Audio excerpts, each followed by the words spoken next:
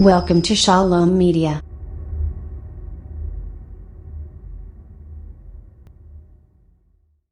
Life, but yet life flourishes there.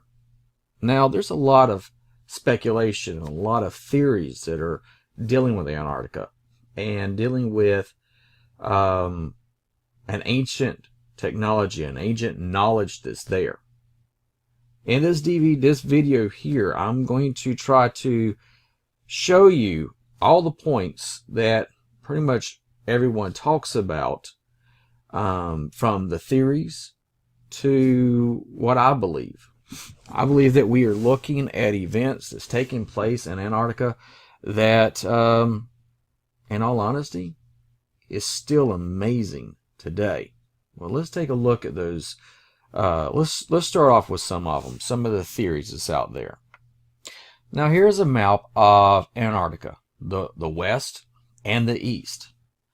This is the map as we know it today of what science and map makers say that the Antarctic looks like. Now, there are other ancient maps that have been found that kind of shows Antarctica in a different way of life. Now, here's a very interesting map. Now, this is the Paris map of Antarctica. Now, this map is for map charting, and it's showing that there was no ice covering the Antarctic at one time in history. Now, in 1929, a group of historians found an amazing map drawn on a gazelle skin. The researchers showed that it was a genuine document drawn in 1513 by Paris, a famous admiral of the Turkish fleet in the 16th century. Now, he had a passion for maps and have a thing pretty much drawn out, made out, and worked with. And he was a high rank within the Turkish Navy, allowing him to have the privilege of access of the Imperial Library. And this Turkish admiral admits in this that he notes on the map that he completed and copied the data from a large number of source maps, some which dated back to the 4th century BC and earlier. Now, a lot of theories are out there about this map and how it came to be and what ties it had. And with this, if he was able to go off of ancient civilizations that show this map, that means at some point in history that we as humans were able to go to the Arctic. And the Arctic is known as being the coldest place in the world, known as the coldest desert, and that no life is supposed to be there. And yet, this map indicates that there was life, there were civilizations, and that there was a known way of going into this bottom part, into the top part of Antarctica, which is very interesting indeed.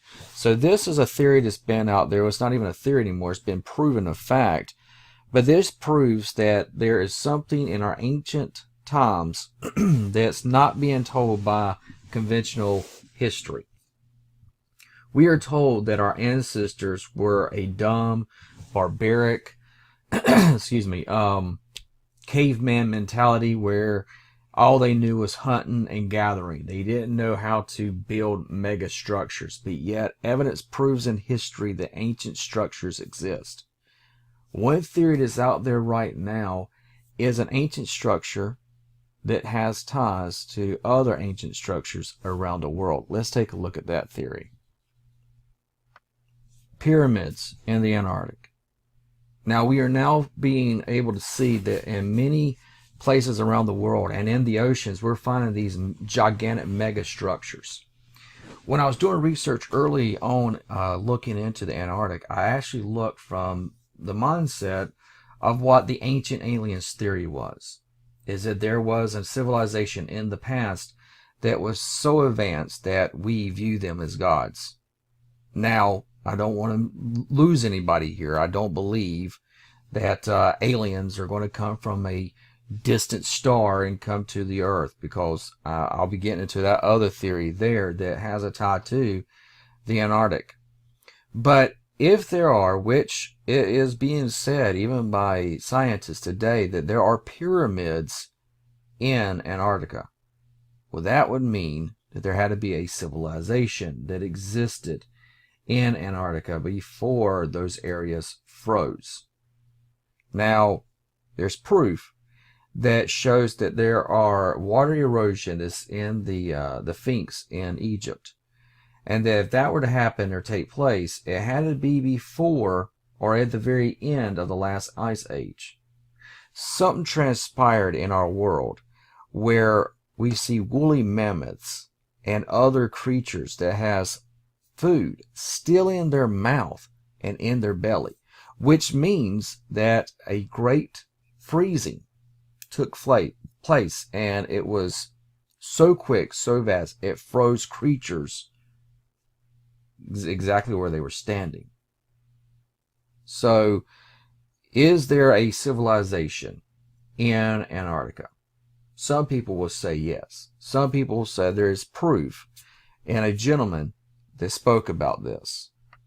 This is Admiral Byrd. You can look up on YouTube anywhere, just type his name in and listen. This is an image that you'll see where he actually has a conversation and an interview where he is talking about going to Antarctica. Now, he goes into great details in Antarctica. He talks about the resources that are there, the capability of further achievements for mankind, and he goes on to say that there is something, a landmass past the great ice shelf. Now, when you're looking at this, and you're looking at this man, and he's an admiral, and he's talking, there's things out there that's known as the Admiral Byrd's Diary. But before we go any further, I'm going to bring up and let us read exactly who this man was and how he had the ability to do the things that he was able to do. The Missing Diary of Admiral Byrd. Our Richard E. Byrd was a Freemason, and he made at least 3 polar trips. So we now see that this admiral is a Freemason, which deals with the secret society, secret knowledge, secret text. And the thing is that it's amazing how connected the Freemasons are with our ancient past, and how they are looking and always furthering their knowledge of ancient technology and ancient structures. Now, as you can read here for yourself, these are the different voyages, and the reason why I have this up is I'm not going to read all of it, but I want to have this up so that you can stop this video yourself, read this at your own time, because I have a lot of stuff that I want to cover. But take a look at each little bit of information that he presents here. One thing about Admiral Byrd is that he is also what is composed of the hollow earth theory, believing that there is this massive hole in the Antarctica that you can go into, and great civilizations is supposed to be there. One of the legends for Admiral Byrd is the fact that after World War II, it was believed that the Nazis went to Antarctica. Now, it is believed that the Germans, the Nazis, went to Antarctica. It is believed that that when they went there, they met an ancient civilization. Now, there are more than a few conspiracy theories, truly, that's out there that deals with this subject, and about an alien civilization, and also the number of paranormal activities and strange phenomena that takes place in Antarctica. But one of the most intriguing stories that I've ever had the privilege of covering and looking into is the story of dealing with the Nazis when they went to Antarctica. It has now been proven, it was on the History Channel, that the skull that was believed to be Hitler was actually a female skull. The head wound that was believed that He committed suicide, is now looking to be fictitious. The thing that people don't realize is that something took place in World War II that had never happened before, and that the supernatural element was something that the SS used a lot of and at their disposal. And they were looking around the world for the ancient Ubermen, the Superman, and looking for the ultimate super soldier. It is believed that the scientists from Nazis, Germany, made a deal with an ancient civilization. There were something known as the Foo Fighters that would encircle, attack, and almost destroy aircraft that was coming and fighting in World War II, and no one could understand what the Foo Fighters were. It is evident that shows that the Nazis were so far advanced scientifically in air and space and missiles and aircraft that in Operation Paperclip, the United States went in and took those Nazi scientists out of Germany so that they could come and do research and science for us, which is what created NASA. So we see that the operation that we've seen with NASA, and there's a lot of videos out there that you can just look at for yourself and see that there's certain topics and certain things that NASA says they have done that has really been brought into question. But I want to focus on dealing with the Nazis and Admiral Burr. Now, it is believed that the Nazis and their U-boats left Germany and fled to Antarctica. And it is believed that there was a civilization that they had made a pact with, and it is believed that they actually found these ancient Ubermen that they were searching for, which will go into a biblical side of this in just a second. But it was believed that Admiral Byrd's first goals were to go to Antarctica to hunt down the Nazis. As you see in this picture here, the Nazis have raised their flag in Antarctica. This is an old practice that's done by many civilizations. Wherever the European countries, set their flag up, whether some some people that live there or not, if they didn't have their flags up there, that was theirs. It's kind of like you place your flag where you want to house your next part of your global empire. Now, Admiral Byrd says that he went down there. It is reported that he went down there. They went to go after the Nazis, and they were literally fled back up into the United States with their tails between their legs, because it's believed that when they got down there, they went up against a advanced civilization, a very strong and powerful civilization that literally destroyed, killed many military, and in doing so, it made America fear of what was coming. Now, the two theories that I'm talking about is that I believe that the Nazis, which never signed a treaty of surrender like Japan did with the United States. Now, they said that they killed Hitler, which he committed suicide, which is now showing that he didn't. But here's a theory that I want to throw out there to you right here. It's something that I'd like for you yourself to research on this while I'm doing so many other things dealing with this topic.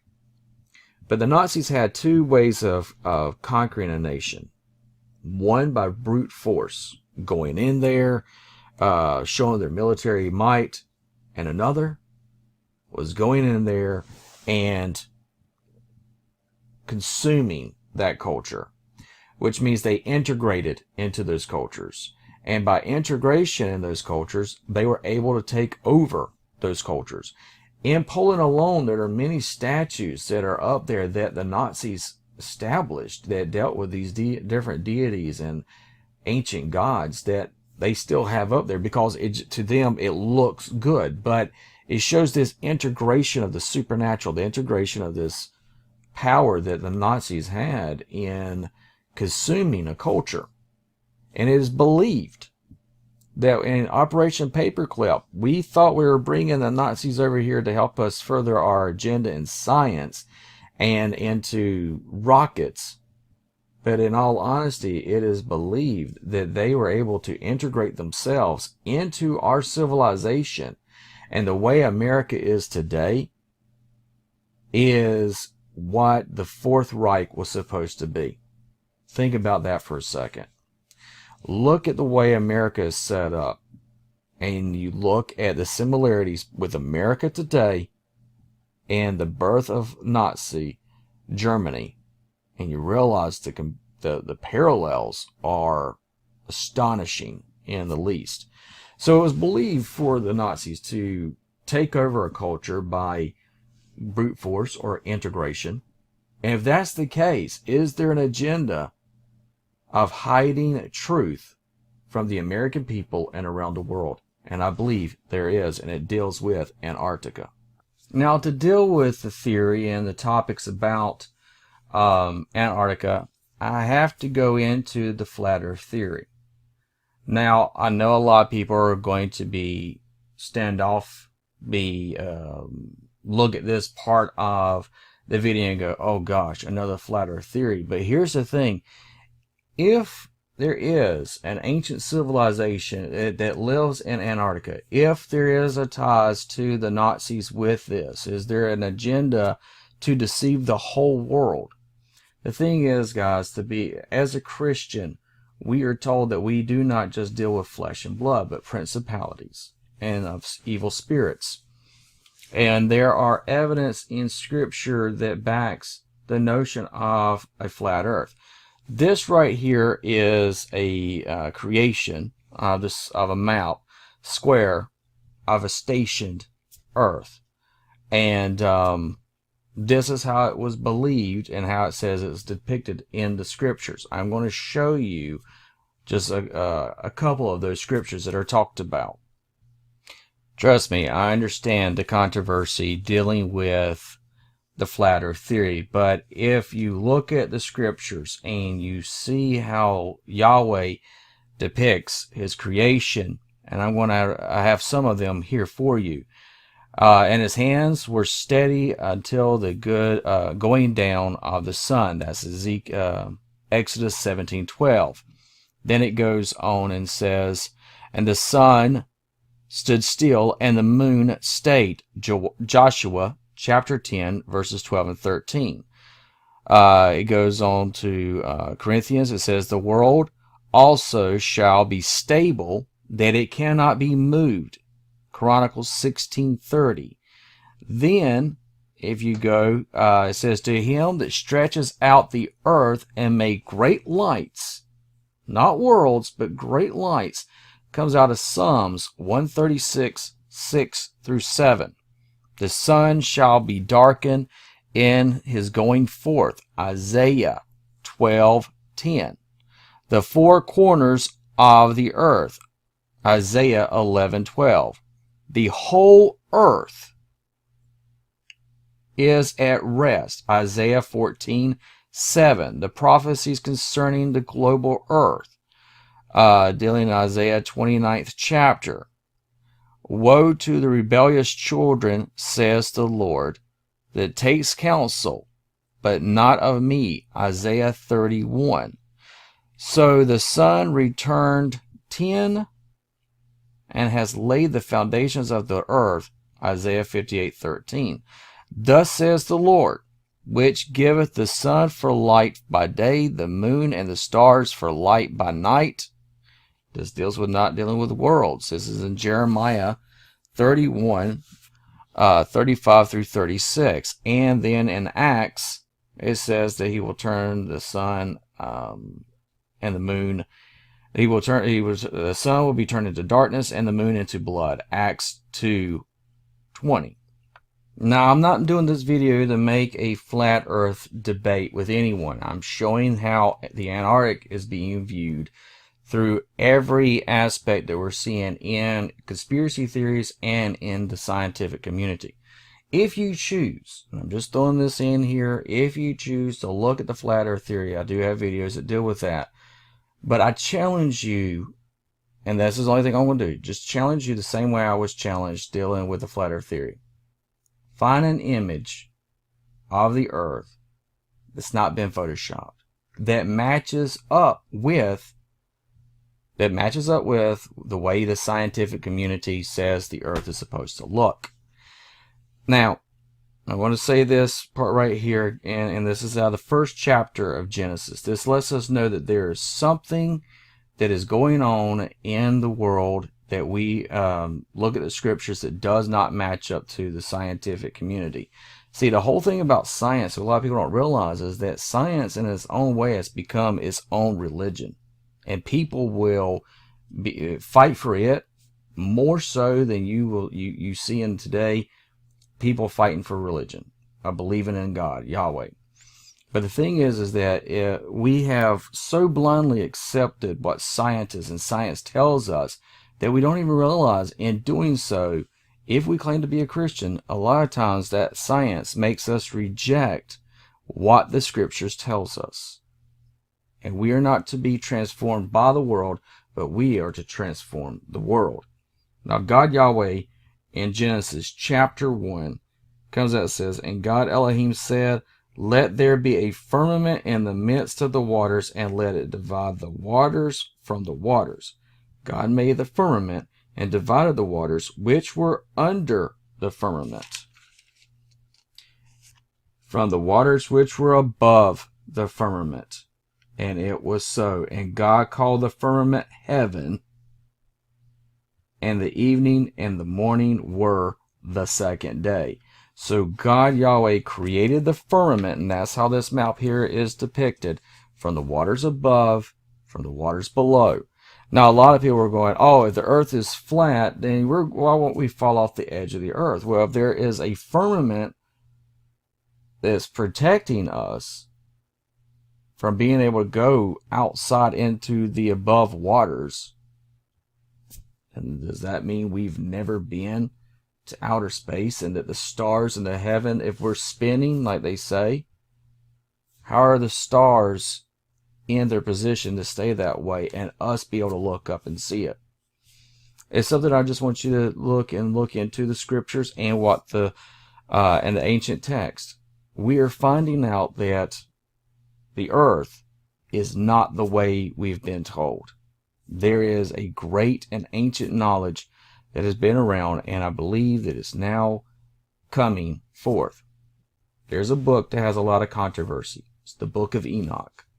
A lot of people want to displace this book. They don't want to have anything to do with the Book of Enoch. But the Book of Enoch, in its chapters, talks about Antarctica. I know, it's crazy, right? But it does. And I'm going to show you the passage in the Book of Enoch. Now, a lot of people don't want to look at the Book of Enoch because they say it's not in the 66 books of the Bible. But to be honest, the King James Bible doesn't have the Apocrypha, but the 1611 edition did. In the Dead Sea Scrolls, the Book of Enoch was one among many. Matter of fact, in the Dead Sea Scrolls, the Book of Enoch, the giants, the Book of the Giants were all there and found. Matter of fact, all the books of the Old Testament were found except for one, and that is Esther. And yet we look at Esther and accept Esther as being a biblical endorsed text that is in our scriptures. But yet in the Dead Sea Scrolls, that is the one book that has not been found.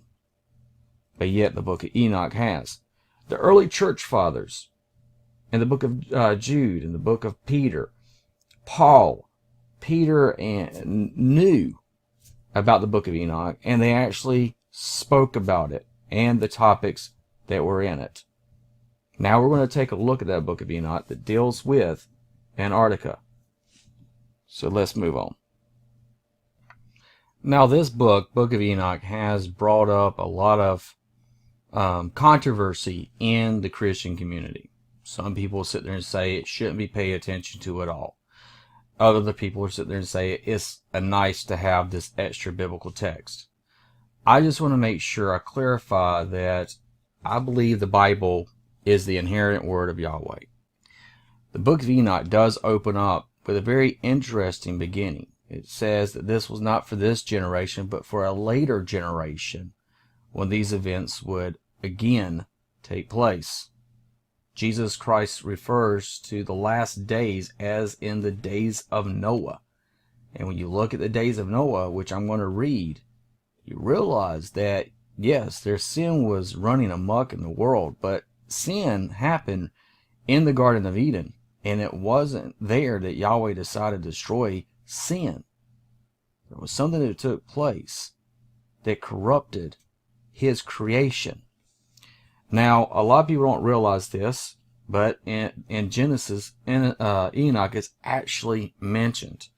And it's a very interesting passage about Enoch that comes out of the 5th book of Genesis, chapter 18. It says, "And Jared lived 162 years, and he begot Enoch." Now we've heard of as in the days of Jared. What took place in the days of Jared? But let's take a look. It says, "And Jared lived and begot Enoch 800 years, and begot sons and daughters." Now, it's very interesting. Jared's mentioned and Enoch is mentioned. And it goes on and it says, "And all the days of Jared were 962 years, and he died. Enoch lived 65 years and begot Methuselah. Enoch walked with God Elohim after he begot Methuselah 300 and begot sons and daughters. And all the days of Enoch," which I find this very interesting and something that will make your head go, really? But this is what it says about him. It says, "Enoch walked with God after he begot Methuselah for 300 years. He begot sons and daughters. All the days complete that Enoch was here on the earth, all the days were 365 years.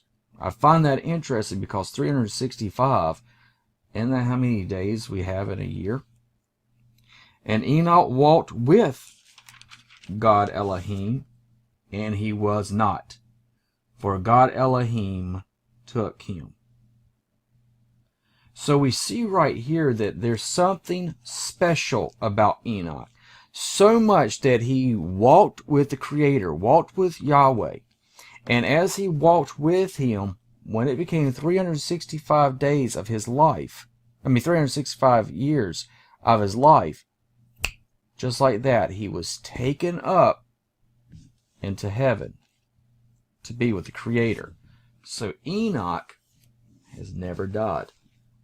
A lot of people don't realize that. They don't realize that that scripture is in the 5th book of Genesis, because we always focus on the 6th chapter, that the sons of God, the sons of Elohim, came down and had relations with the daughters of men, that they gave birth to giants, the Nephilim, the mighty men of old, the men of renown, the things of myth and legends, Hercules, Ares, all those have ties when you look at how things are happening, that before the flood is when it was believed that the gods walked among man.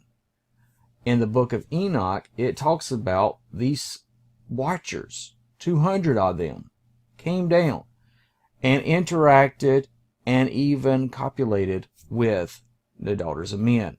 And in doing so, they created offspring. Now, in chapter 18 and verse 19, this is where, for me, it all comes together dealing with Antarctica. If the book of Enoch is to be taken as factual, be taken as something that was not meant for those earlier generations, but for the last generation, this generation, the generation which Jesus said, as in the days of Noah, I believe Antarctica has a big part of this. And that it could show that there is a race of fallen angels that live there and are waiting for the time to strike. it goes on in the 18th chapter of the book of Enoch, and I'm not going to read all of it, but it says, I then survived the progress of all wind, perceiving that they contribute to adorn the whole creation and to preserve the foundations of the earth. I survived the stone which supports the corners of the earth. I also beheld the four winds which bear up the earth, and the firmament of the heaven. So he is describing being at the edge of the world, being right there, seeing the firmament and seeing the edges of our planet that we're living on. And he talks about this wind in the sky, and arise in the midst of heaven and the earth, and the constructing the pillars of heaven.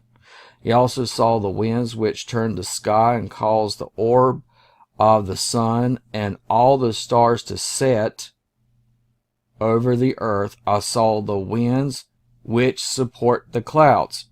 So he's saying where he is, he's able to see the orb of the sun. And he's able to see the stars and how they set. That there is, in my eyes, looking at it, is as if it is depicting a great machine that is moving, and he's able to observe this. But let me go down to some of the scriptures that I think actually ties into Antarctica. Now, in these parts here, he talks about the path of the angels. He talks about all these glorious stones and parts of God's throne. But one thing that stands out to me is in verse 11. It says, and there I saw a place on the side of an extended territory where waters were collected. Now, he's describing an extended territory in this area, and that this is where all waters are connected, which, again, deals with something that we're not told about in science. And this goes on to what I think deals with where the watcher angels, where the fallen angels that rebelled so much that they were actually bound and put there waiting for judgment. And likewise beheld terrestrial fountains deep in the fiery columns of heaven. And then he goes on, he tells which was the columns of heaven. I beheld fire, which descended without number, but neither on high nor in the deep. Over the foundations also I perceived a place which had neither the firmament of heaven above it, nor the solid ground beneath it, neither was the waters above it, nor anything on the wing, but the spot was desolate. And he is describing this place that is desolate, that he's talking about a vast territory past this area. And as he keeps on going, there's a part where you see the firmament and it's no longer there in this vast void. Now, for me, I believe this is where the watcher angels are held in the abyss. With this, it's interesting because it's not only this being mentioned in the book of Enoch, but I'm going to show you somewhere else in just a second of another ancient text that refers to this same area. But Enoch goes on down and he talks about, then the angel said, this place until the consummation of heaven and earth will be the prison of the stars and the host of heaven. So it is saying, and stars is also depicted for angels or for angelic beings. And so it's saying right here that they are held in this place. And the stars which roll over fire, also those that transgress of the commandment of God before the time arrived, for they came not in their proper season. Therefore was he offended with them and bound them until the period of the consummation of their crimes in the secret year. So right here we're seeing that this place, wherever it is past this firmament that is described almost like where Antarctica is, this desolate place, this frozen barren place, and this is where they're held. So could it be possible that some of the Watcher angels were in the Antarctic, still there? Could that be what everyone's looking at from the ancient alien community, saying that this is, these are aliens and that they have these secret bases built there? Could this be what people are talking about, an ancient civilization that has been known to be with these pyramids that's being found in Antarctica? Possibly. I'm going to have the whole book of Enoch here for you to, if you choose so, to download as a PDF and read it for yourself.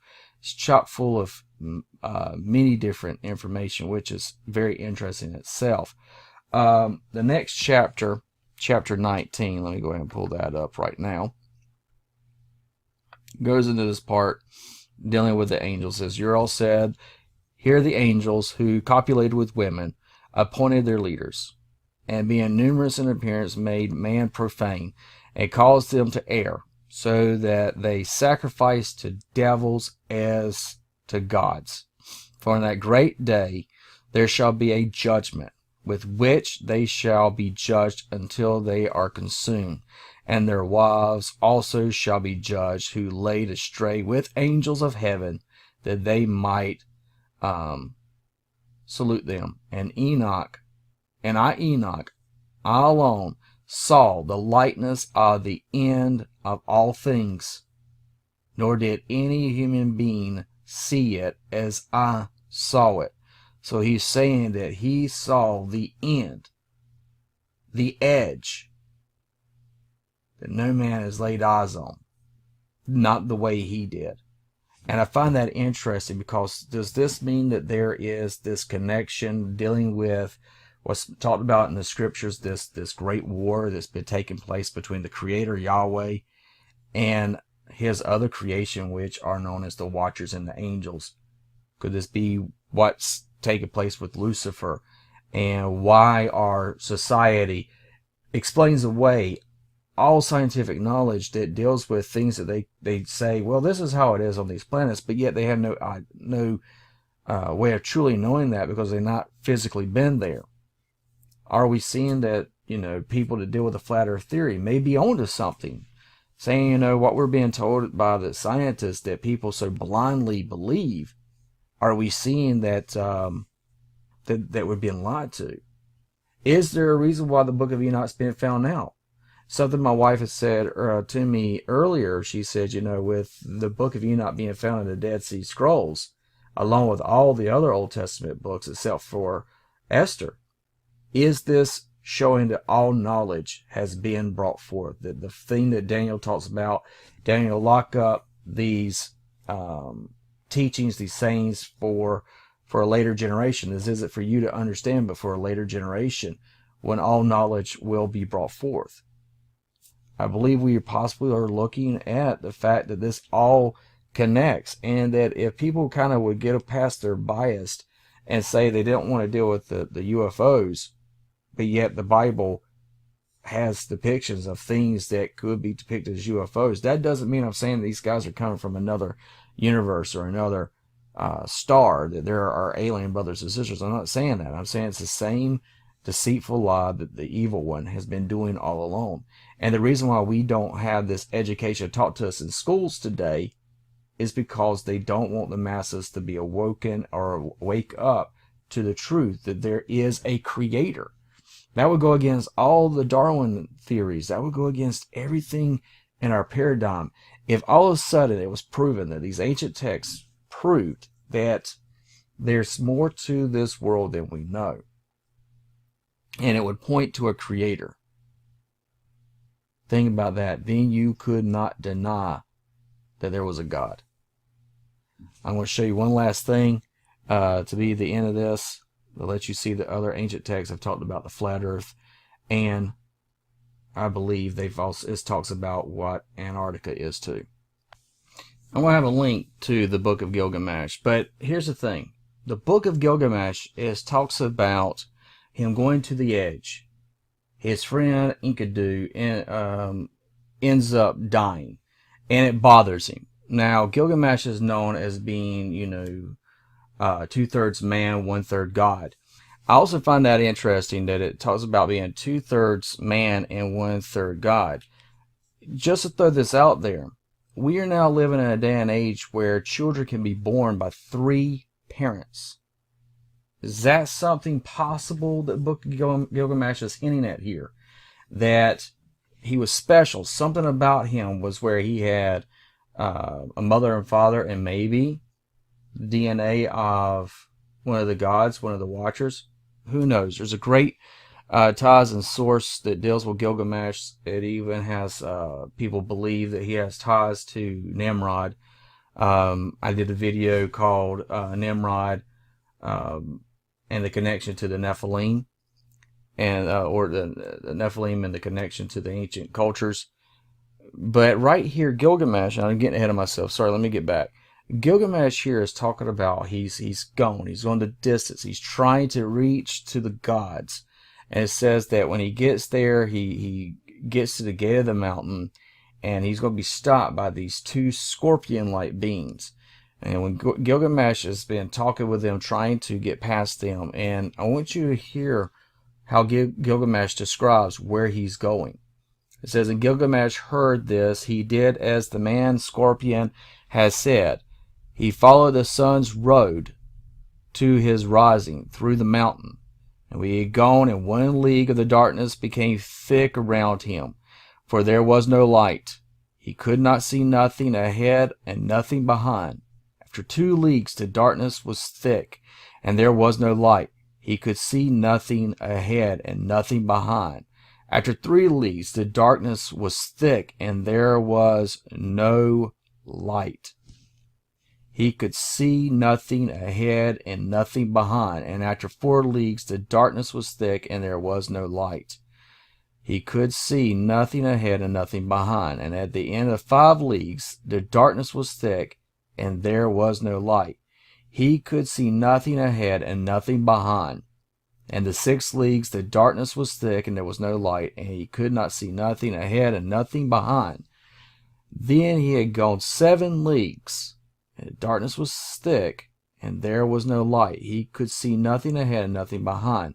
He ends up going 8 leagues, and Gilgamesh gave a great cry, for the darkness was thick, and he could not see nothing ahead and behind him.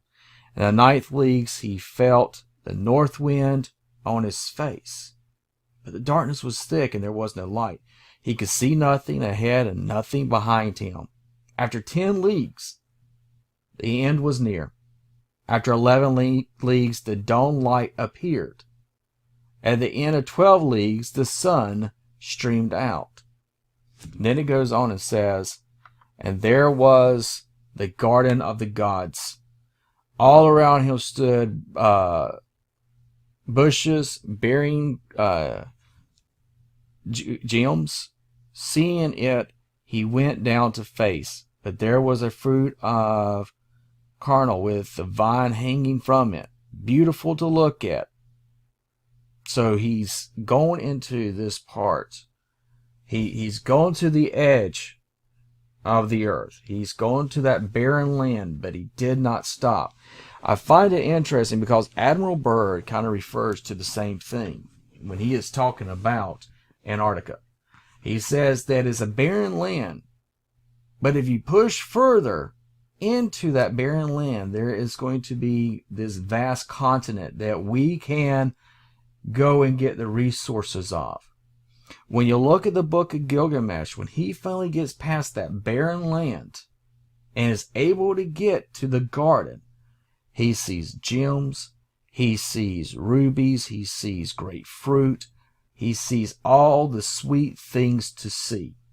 And in doing so, he sees rare stones, pearls, things from the sea. Gilgamesh walks the garden to the edge of the sea of Shimas, saw him, and he saw he was dressed in the skins of animals and ate their flesh. So this person, this deity, sees him and recognizes that this is a man, that he's reached the garden where he should never reach.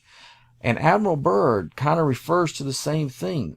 Talks about, there's great resources there, things that will make countries rich, be able to provide for everyone. There's this vast land, this vast continent of great splendor. And it begs the question, did Admiral Byrd see possibly the same thing that Gilgamesh is explaining here? Kind of the same thing in the book of Enoch that he is describing. That there is something past the great barren land. And that this firmament, they're able to push past it and go through the great void. I mean, Enoch talks about it being, where the angels are bound and waiting for the time of judgment, and that it is dark and it's a void. There's no life. And then it talks about here that going past that part, you're seeing a garden. Enoch talks about a garden. Just throwing this out there, I'm not saying that this is the Garden of Eden. I'm just throwing it out there to think about how this Garden of the Gods is described in the book of Gilgamesh. Could this be, because it talks about he's wearing animal skins. And I know that Gilgamesh is Mesopotamian ancient text. But if you look at what the Creator ended up having to do for Adam and Eve when they sinned, they had just fig leaves that they could cover themselves. And it says that the Creator, Yahweh, covered them with skins. And this is a place that they recognize that Gilgamesh is from the land where they're covered with skins in which the animals and they ate. So guys, is there something more to Antarctica? I believe so. I believe you can look at several different ancient texts and see this pattern that people talk about: the edge of the earth, the four corners, the pillars of the earth. You take a look at this barren wasteland that nothing lives on. You see that nothing can survive there. You see other ancient texts talks about land mass and land places where when you get past a certain point of the barren land, you're seeing a garden. So I do think that there is something to the Antarctic. I think that there's possibly where Gilgamesh went, where it taught in Enoch in the 18th and 19th chapter, talks about this barren land being at the edge. Could have ties to the fact that the Nazis did find and communicate with this ancient culture. Possibly the remnant of the Nephilim, what was left of the Watcher's children, maybe the second or third generation. There's a lot of theories out there, and all of them are very interesting. All of them are very different. I wanted to do this video so that you would be able to see that even in today's society, Antarctica is a mystery in which no one has solved. A puzzle that seems to can't be answered. Could there be evidence? Could there be knowledge that's there that if we were allowed to go there, when you do research, you realize